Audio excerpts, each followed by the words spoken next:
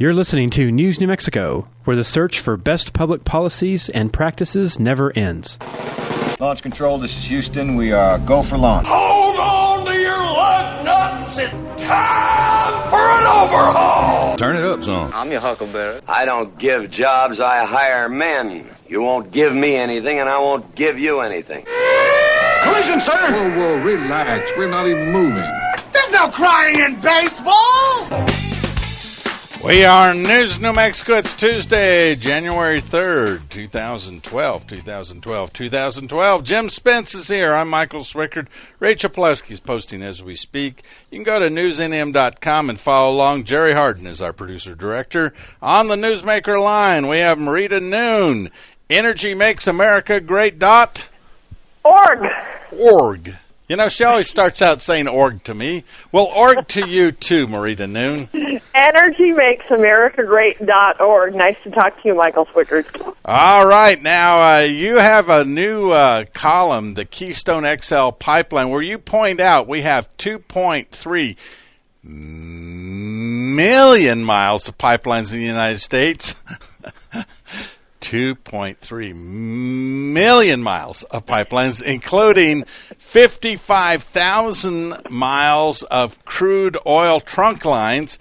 And the only thing that the environmental wackos can think to say is, boy, you know, if you put a pipeline in, it's probably going to destroy life on this planet as we know it. If that's the case, we'd all be gone already with as much pipeline as out there. People have no idea how this stuff actually gets transported and how much pipeline already exists in America that does its job safely with virtually no flaws, certainly no irreversible errors that have taken place. Well, one of the things you have to help people understand is the scale of what it costs. If you take a barrel of oil, and let's say that it costs $100 to transport it by truck, and it costs $10 to put it on a ship, and it costs $1 to put it in a pipeline. You can see kind of the scale, and whatever the cost is, what I'm saying is that is the scale difference between shipping these resources by pipe and shipping them by ship or by truck. It's hugely different. We've got the safety factor is hugely different. Certainly, yeah. If you transport the stuff via truck, I mean, we've all seen the visuals on television of some kind of tanker truck, whether it be spilled milk or whether it be oil or whether it be, tomatoes.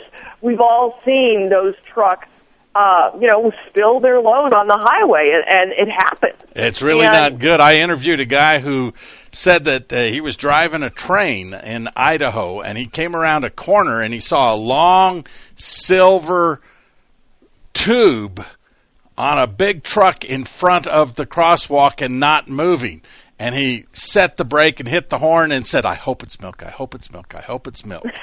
And then when he got to it, just as he hit it, he looked and he said, I don't think Shell ships milk. I got worse news for you. The environmentalists have tried to get laws on the books that make milk a hazardous substance. Well, it could be. They had the laws on the book. They haven't tried. They had the laws on the book. And this is another case. I'm always harping on that we, the people, the public, that we need to have our voice heard. And that's what happened with that EPA spilled milk rule is they did successfully get spilled milk on the books to be regulated as a hazardous waste, and dairy farms were going to have teams trained in hazardous waste materials handling. And the public, there was such an outcry over, you're doing what? How stupid is this?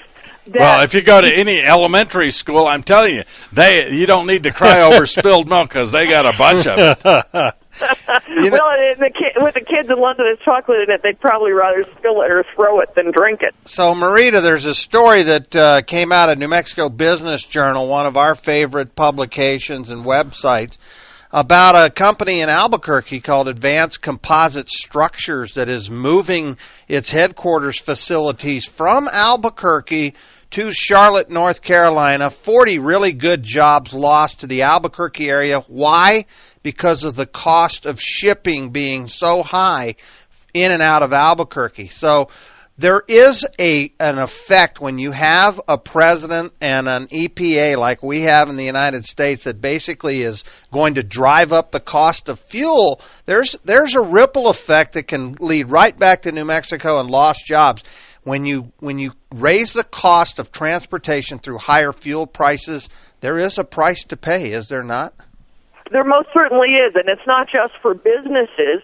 Obviously, it hits the consumer and our gasoline prices, and it ripples into all energy and all food because that is shipped. It really impacts every element of our lives. And when we've seen in the last week, as Iran has been saber rattling over threatening to close the Strait of Hormuz, which is kind of the news trigger point that prompted me to write this particular piece on the Keystone XL pipeline, is that when you look at just their fear, the fear in the marketplace over their closing that strait, the price of oil went up. Now, it went back down when the U.S. Navy said, oh, no, we won't let that happen. But when you understand how these geopolitics impacts the price of oil, and if you watch this stuff, I mean, nobody would really want to watch it like I do, but when you watch it like I do, you see how volatile our pricing is. And if we could have a steady supply of abundant and affordable energy that came into this country, we could have a price stability that would allow people to plan.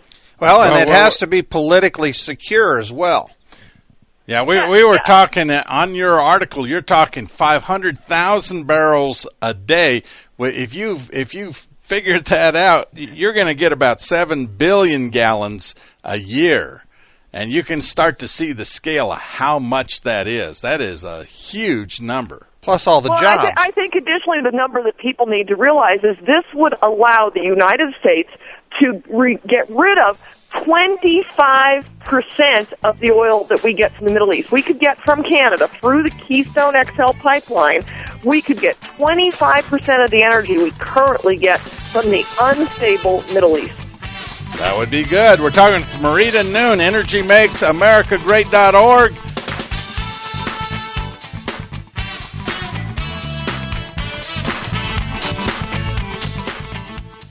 You're listening to News New Mexico, where we are in the business to help New Mexico businesses.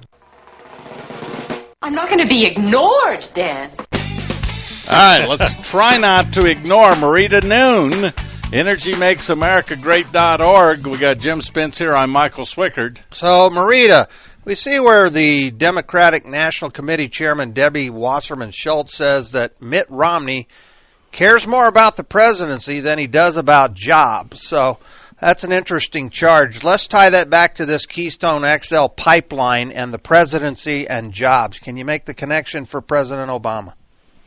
Well, yes, most definitely. The Keystone XL pipeline, I really believe, is a true line in the sand in a very literal sense. And it is a line in the sand between what President Obama is really standing for. Does he stand for jobs? Does he stand for American exceptionalism? Does he stand for having an abundant, available, affordable supply of energy in this country?